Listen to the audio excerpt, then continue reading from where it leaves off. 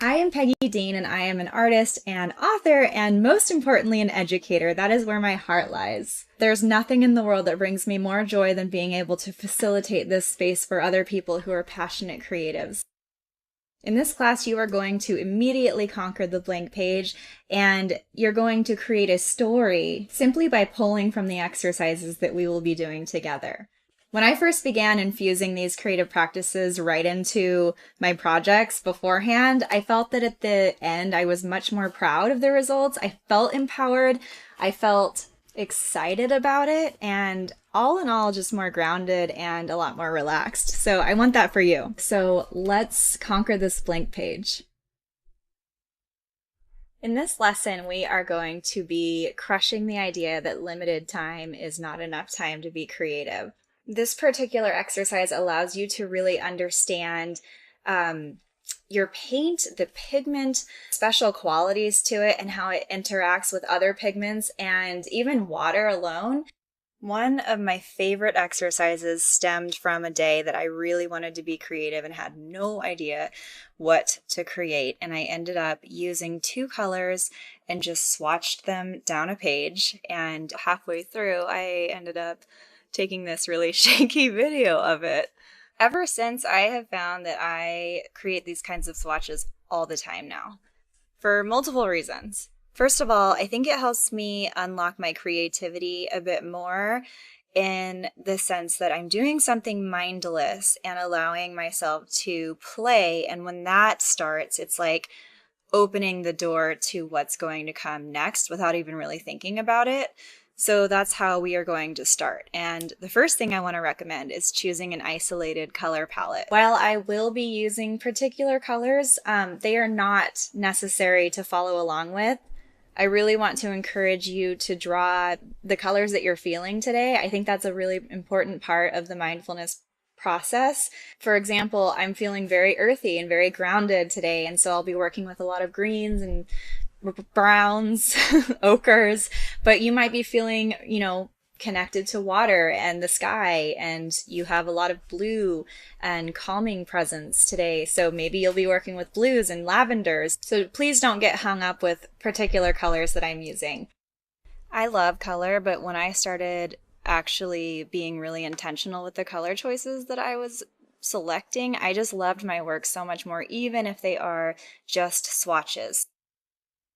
I'm really drawn to these earthy colors as we have established, and so I'm going to stick with them, and this is going to look like a nice beige or cream or tan with some greens, with maybe some ochres, some golden yellows, and maybe a punch of like a potter's pink color. So what I'm focusing on here is having a decent amount of paint and water on my brush and simply painting a single stroke on my page. While that is still wet, I grab another color and I paint right next to it to where it does make contact. That could be in the middle of the stroke, it could be at the top or the bottom or both or the whole way down. And I am just letting my paint flow. It's going to bleed into each other. Some areas may get muddy. Some areas might be almost flooded with color or too much water or really anything. And what we are doing is we're releasing any expectations and we're just allowing ourselves to play. As we do this, we start to harmonize in our minds and we start to see patterns that pop up without even thinking about it. And then we think, oh, well, I want to add balance. I'm going to bring this color over to this side, or I'm going to jump down below where I'm painting and I'm going to put some balance in right here. For example, I am painting these strokes underneath because I see that my strokes are about to dry and I want there to be some bleed in between the top and the bottom as well. So I don't need to do that the whole way through, but I can do it to where I kind of jump around my page a little bit to keep that generosity of water and paint flowing throughout. So feel free to paint along with me as we fill up this entire page.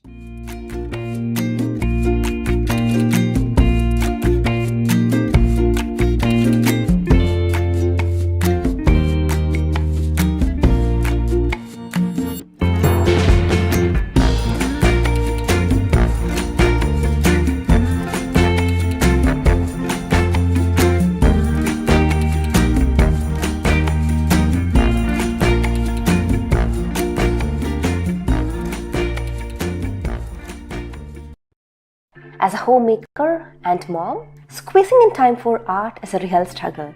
I'm someone who finds joy in making small, deeply satisfying pieces over complex, big artworks. Even though these art sessions are short, they truly satisfy the soul.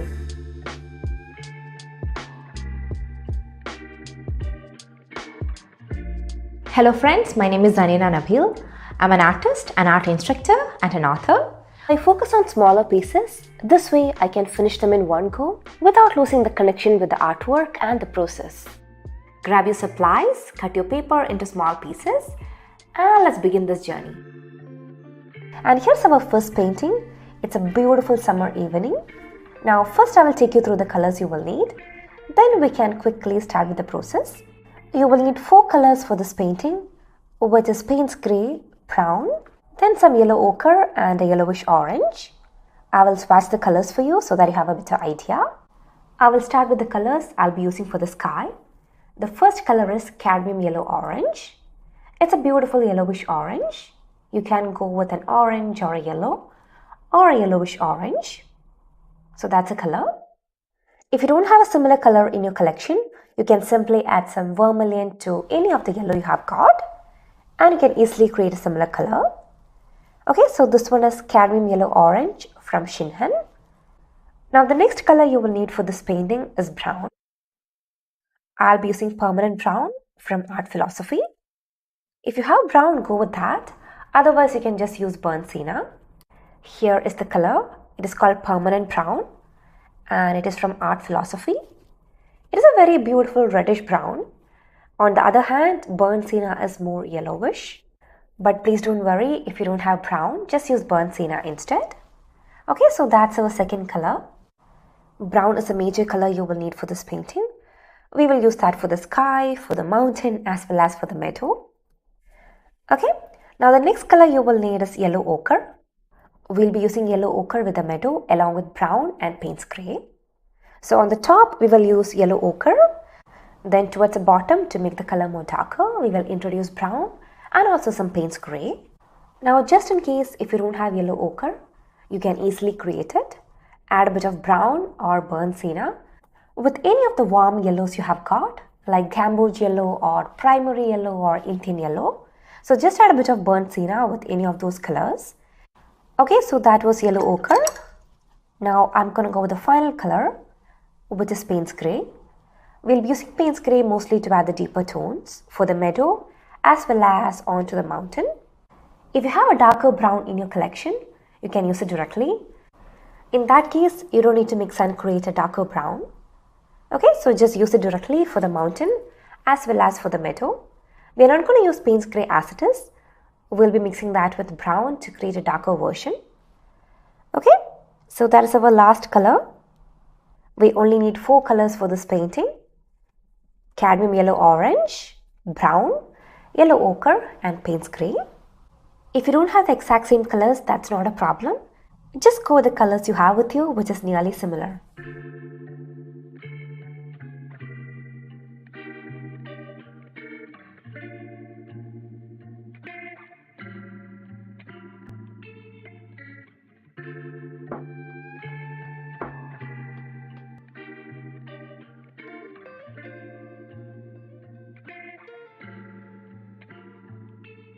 Okay, so let's start by adding the sketch. We need to add the horizon line and also a mountain in the background. That's all we need to add. So I'm going to place my horizon line a little below the center of the paper, right there. Next, I'm going to add a very simple mountain. You can go with any shape that you prefer. It doesn't need to be the exact same way. Okay, so that's my sketch. We have a mountain and the horizon line, that's all. Now we're going to start with the sky. And then we will paint the meadow and finally the mountain. Okay, so let's start. Now these are the 2 colors I'm going to use for the sky, which is permanent brown and cadmium yellow orange. I will take out some paint onto my palette. Okay, so if you don't have the same colors, you can go with any color which is nearly similar. It can be an orange or yellow, and instead of brown, you can also use burnt sienna. So I have the 2 colors ready on my palette. Now I'm starting by applying a coat of water onto the sky. a nice gentle coat of water. I'm adding the water along the outline. If you can, try to leave the mountain as it is. But if you accidentally add a little water, that's totally fine. Don't worry about it. Okay, so my sky is evenly wet. Now to apply the paint, I'm gonna go with a round brush. Before you start, make sure your brush is clean. Now the first color I'm gonna pick is cadmium yellow orange. This one is a yellowish orange. You can go with permanent yellow orange or any similar color. Or you can simply add some scarlet or vermilion with a bit of yellow, and you can easily create a similar color.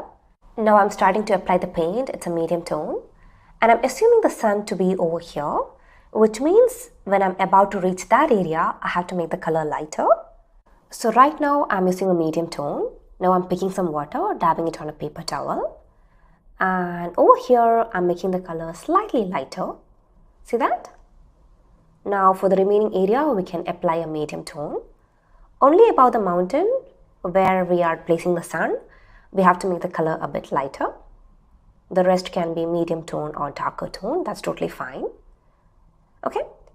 Now I'm picking more yellowish orange and I'm adding that on the top. Okay, so that is cadmium yellow orange. Next we can go with brown. So I'm gonna clean my brush. And then I'm right away switching to permanent brown. This one is a reddish brown. Now I'm applying that on the top. So brown and orange, it's a beautiful color combination to paint sunsets. Now using the same color, I'm going to add in some clouds to make the sky look more interesting.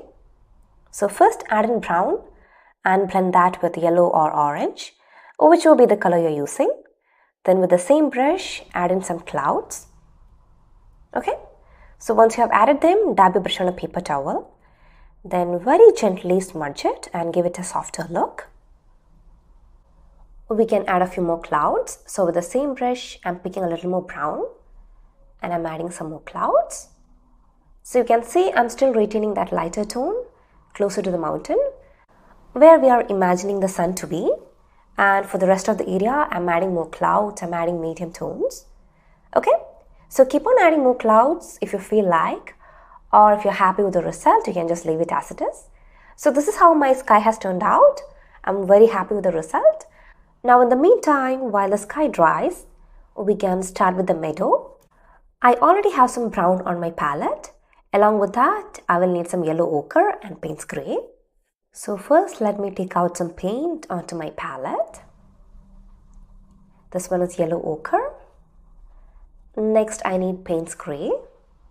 My yellow ochre is from Shinhan and Payne's grey is from Rembrandt. Okay, so we have the colors ready. Now we can start with the meadow. It's a small area, so I thought of going in directly with the paint without applying a coat of water. So the first color I'm picking here is yellow ochre. And I'm applying that along the horizon line. Go with the medium tone, don't make it too light. Okay, so that's the color I'm using.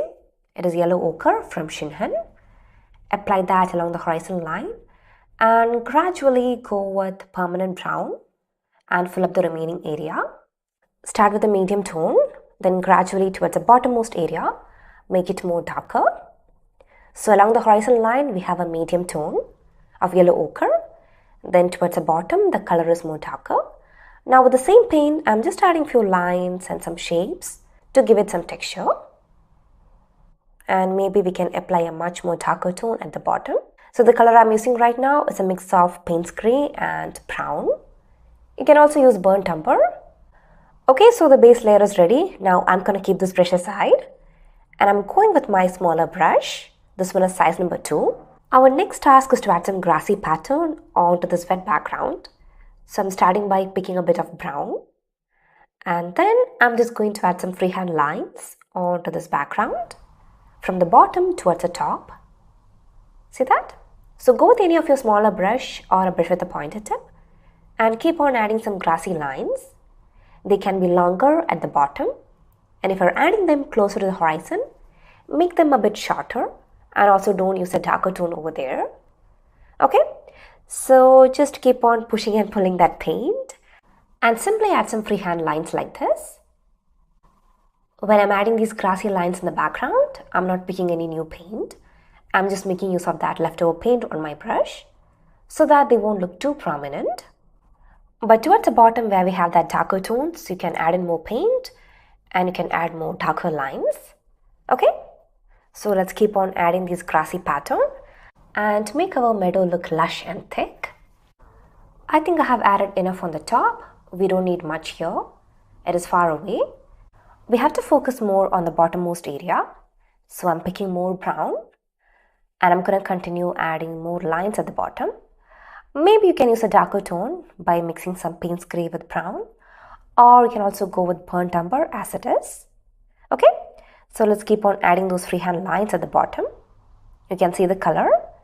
It's pretty dark, and also I'm adding a lot more because at the bottom we want it to look like lush and thick. Right now your background might have dried a little. That's totally fine.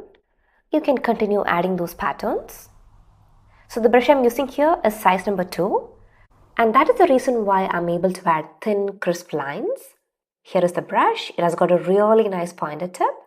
So try to use a smaller brush or a brush with a pointer tip for this exercise so that you will get those lines very crisp and thin. I'm going to add a few more lines at the bottom. Right now the color I'm using is a mix of Payne's Grey and brown. I have only added a bit of Payne's Grey. It is not too dark, but depending on the color you have in the background, if you want to go for a much more darker tone, feel free to do that. Okay, I will add some more along the bottom line, and then we can go with the mountain. Okay, so that's how it has turned out. I'm very happy with the lines and the color and the texture. So let's take a short break and come back when this has dried completely.